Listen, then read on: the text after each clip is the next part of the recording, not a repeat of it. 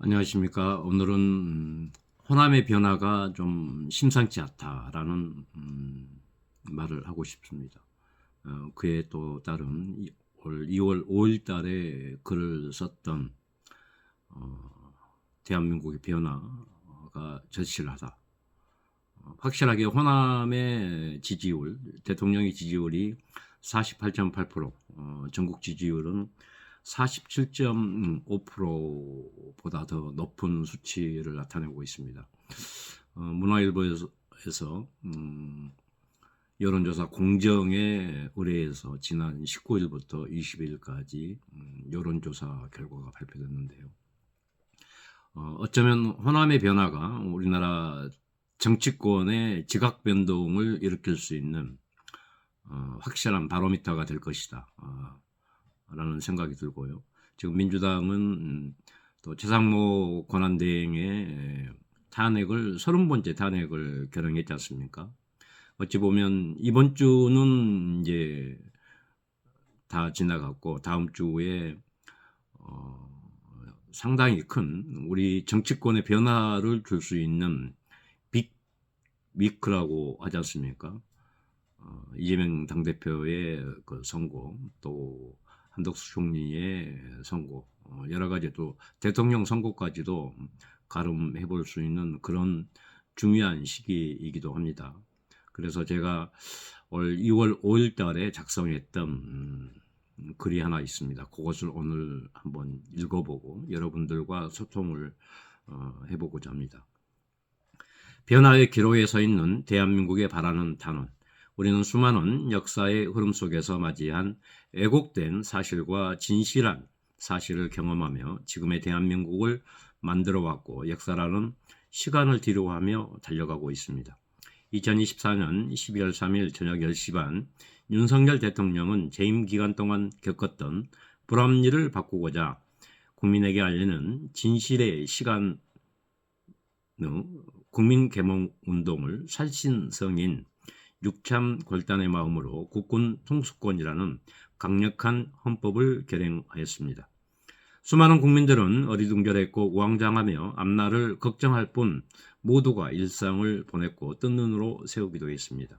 하지만 민주당과 국가 전복 세력들은 마치 기다렸다는 식으로 일사불란하게 여론을 조작하고 선동했으며 내란이라는 말도 안 되는 프레임을 더 씌워 현직 대통령을 끌어내리려고 혈안되었고 공수처, 국수본, 서부지법을 앞세워 현직 대통령을 구속하는 만행을 저질렀습니다. 국방부 장관을 구속하고 대통령의 지시를 따랐던 군 사령관들을 구속하였지만 이는 분명히 헌법에 따라 대통령의 명령에 따라 실행한 정상적 업무였습니다. 이를 두고 내란이라는 프레임을 씌워 구속하였지만 우리는 여기서 다시 한번 되짚어볼 사건이 있습니다.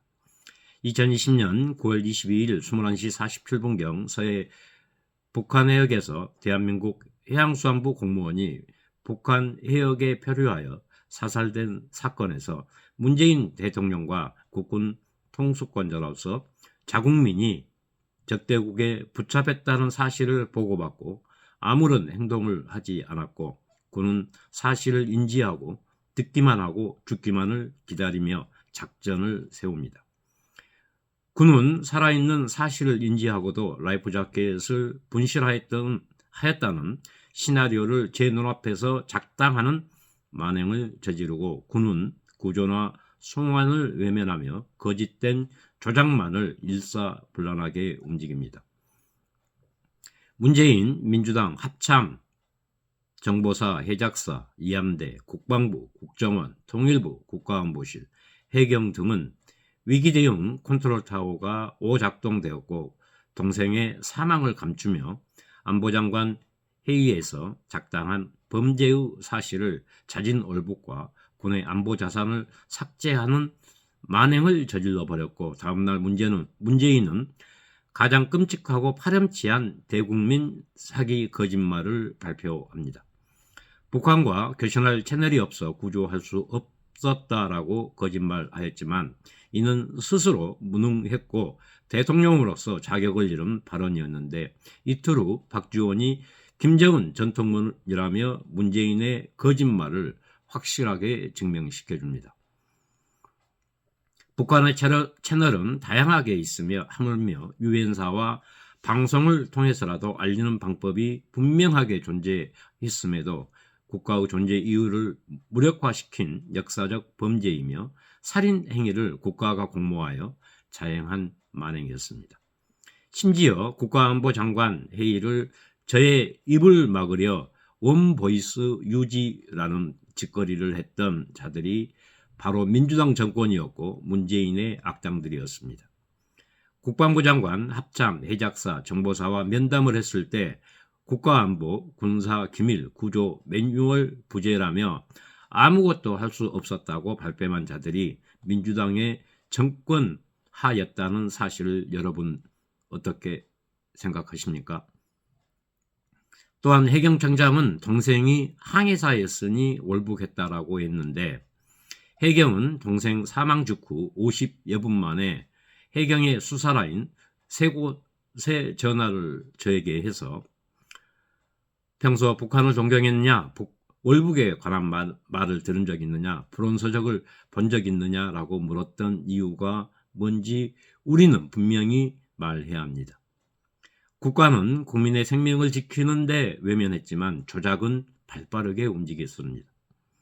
해경은 몰래 숨어서 거짓 수사 발표를 하였고 조작된 수사 자료를 언론에 흘려서 대국민 사기를 쳤다는 사실을 우리는 바로 알아야 합니다. 하지만 이 자들은 단 한 명도 구속되거나 수사도 받지 않고 있는 기막힌 현실에 지금의 상황과 너무도 다른 역사적 진실을 우리는 절대 외면하지 말아야 합니다. 이런 것이 역사라면, 이런 것이 진실이라면 우리는 어떻게 해야 하는지 분명한 상황 인식을 해야 할 것입니다. 얼마 전 수방사령관 이진우 장군의 발언에 경의를 표하며 고뇌에 찬 행동을 해주심에 깊은 감사를 드립니다. 저는 우리 국군장병 여러분께 강력히 호소합니다. 똑같은 국군 통수권자로서의 명령에 따른 사실적 관계에서 자국민이 적대국에 무참히 살해당했을 때의 행동과 작금의 행동에서 너무나 다른 상황에 분노해야 할 것입니다. 부끄러운 줄 알아야 합니다. 엄격한 잣대로 보더라도 너무도 다른 군의 행동과 지침은 누구를 위한 것인지 다시 한번 묻습니다. 사실 왜곡과 오염된 진실에서 저는 묻습니다. 당시의 SI 첩보는 오염되었다는 수많은 전문가의 얘기가 있었지만 진실은 재판을 통해 밝혀져 진실을 알려야 했지만 군의 책임자들의 이번 행동에 참 군인들이 분명히 많이 있을 거로 생각합니다.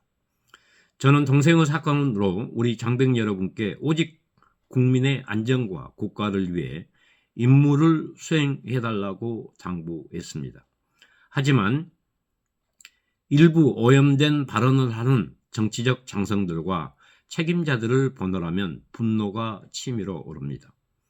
부하 장병들에게 부끄러운 줄 모르고 전체 군인들에게 심각한 사기 저하와 명예를 더럽힌 행동에 참군인 여러분들의 선한 목소리와 참된 행동이 필요합니다. 이번 기회에 군의 시스템을 전격 개편하고 무능하고 파렴치한 군인들을 속아내 강력한 국방력을 키워나가야 할 것입니다.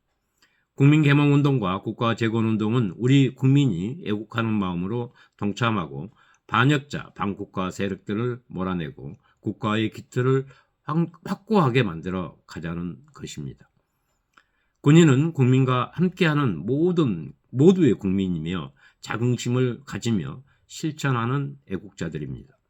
매국노들이 국가를 망치고 국민의 안전을 위협하며 국가의 미래를 망치려 한다면 단호하게 참된 목소리가 나와야 한다고 생각합니다. 윤석열 대통령의 12.3 국가와 국민개몽운동이 시행된 지 3개월이 넘어서고 수많은 국민은 깨어나고 행동으로 나서고 있습니다. 왜곡된 역사는 절대로 국민이 용서할 수 없으며 강력한 국민 저항권이 있다는 사실을 깨닫게 하여 반국가적 행위와 세력들을 몰아내는 것입니다. 2025년은 자유 대한민국이 바로 서는 뜻깊은 해로 만들기 위해서는 우리들의 동참이 절실히 필요합니다. 우리가 알아야 할 진실의 역사를 비교할 수 있는 2020년 9월 22일 대통령으로서 해야 할 역할과 2024년 12월 3일 대통령으로서의 사명을 비교하며 여기서 움직였던 군과 경찰, 국정원, 검찰, 재판부, 헌재, 공수처의 행동이 무엇이 잘못인지, 역할이 무엇인지를 확실하게 따져야 할 것입니다. 민주당과 국가전복 세력들은 이 두 가지 사실에서 똑같이 조작과 은폐, 거짓 선동으로 뒤집어 씌웠다는 사실이며, 이런 망나니 같은 행동들을 우리는 처단하고 끊어내야 나라와 역사를 바로 세우는 것입니다. 국가와 국민을 위해 육참골단 살신성인한 윤석열 대통령을 지키고 나라를 바로 세우기 위해서는 여러분들이 역사적 진실을 바로 잡아주는 역할을 하는 것입니다. 호남 사람이니 같은 편 아니냐, 간첩 인정하라 라는 민주당이 정상적인지 아무렇지도 않은지 여러분들의 행동과 판단이 중요합니다.